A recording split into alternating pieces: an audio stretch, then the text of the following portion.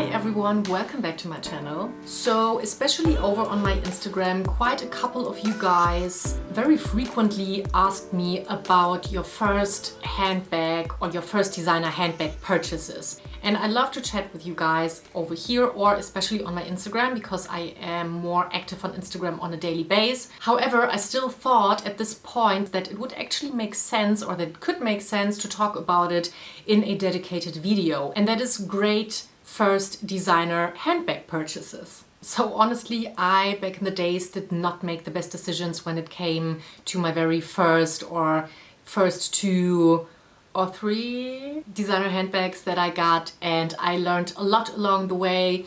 And that is why I thought sharing my thoughts and my personal advice may be actually helpful if you are right now in a situation where you want to purchase your first handbag and you're not sure which one to get. All of the bags that I will talk about today will be linked down below, and I will structure them in 3 categories because I think that these categories are the best, the most useful and the most versatile, and the ones that most of us will use on a daily or weekly basis. And these are crossbody flap bags, totes, and more low-key sporty casual bags. So if you actually happen to enjoy this video and you see this face for the first time, welcome. My name is Evelyn. This little space in the internet is all about mindful shopping, making smart and well thought out decisions when it comes to luxury shopping so that you get the best out of your wardrobe and you actually create a style and closet full of items that you love and value. So if you want to see more of that, please make sure to subscribe,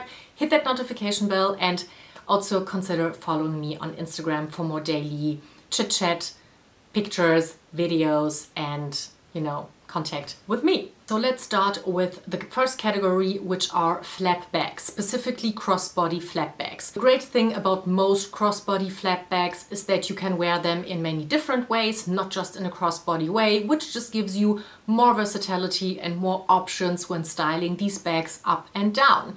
I also particularly like a flap bag because a flap bag always has a little bit more of a sophistication to it, and it always appears a little bit more elegant and elevated than, let's say, a camera bag would. So let's start with YSL. I actually think that YSL has great bags, especially for first purchases. I do love the Lulu or the college bag. I think that these bags are amazing options if you buy them new, or you can also actually get them for quite the good price on the pre-loved market.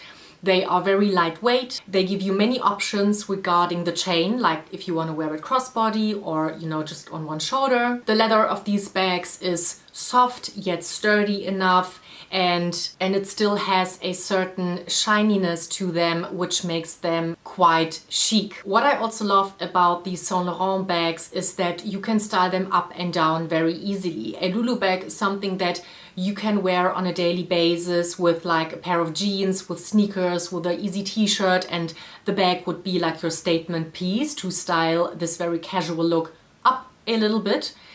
But on the other hand, you can also wear a Lulu bag for a night out, for a dinner date, to go out for drinks or something like that, or even to a wedding with a more elegant dress. So I think that these bags give you many options, and I think especially if you are looking for your very first designer handbag, at least in my opinion, I would love to have something that I can wear often, because it's the first time that you take the splurge and that you spend that kind of money. So of course you might want to wear this bag as often as possible, and I really love that with YSL bags you can actually do that. Another great flat bag, which is definitely more on the pricier side if you compare it to the Lulu bags, is the Chanel Mini, especially the rectangular Mini. So I already did a video like 1 or 2 years ago about 5 reasons why not to buy a classic flap by Chanel, even though I do own one. I think many people focus on the medium flap a lot, and it is a very iconic, very classic bag. It's a stunning bag, but if I would have to make the decision today again to get my very first Chanel classic handbag, I would maybe go for the mini rather than for the medium. And the reasons are, First of all, you can again wear it crossbody, but you can also shorten the chain in a way that you can wear it on one shoulder. You can also wear it as a clutch. Second of all, the mini is very lightweight, and yet it does actually fit quite a lot of stuff. Whereas the medium, for the size that it is, does not fit a lot because of the two flaps that it has and because of the fact that it is very stiff. The mini is not as highly constructed and as stiff and rigid as the medium is. What I also love about the mini bag is that it is cuter. It is something that is very easy to wear on more occasional, on more like elegant occasions, let's say. But you can actually also just wear it crossbody again with jeans and a t-shirt, and the bag just elevates the outfit very easily. To me, the mini is kind of the better bag. Even though the price is ridiculous, it is still much better than the price of a medium, especially these days.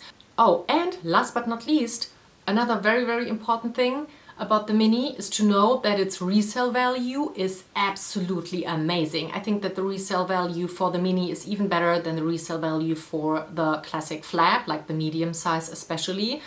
A mini you will sell immediately for the same price that you got it, because these bags are not always in store. They are not considered part of the classic line, so it's sometimes quite hard to get yourself a mini flat bag, especially in the classic color. So I think the mini is just a bag that I know is very, very pricey for what it is, but it is a good investment, and it is 100% timeless, and it is a bag that you can truly actually keep for the rest of your life. Let's move on to tote bags. So I have 3 totes that I find to be really, really cool, and the first being, of course, the Céline tote, which is the tote that I personally do own. I actually also dedicated a whole video on this bag like 2 years ago or something, which I will link somewhere here if you want to know more and if you want to go more into depth about this particular bag. However, I think that the Céline tote is, first of all, great quality. It holds its shape beautifully.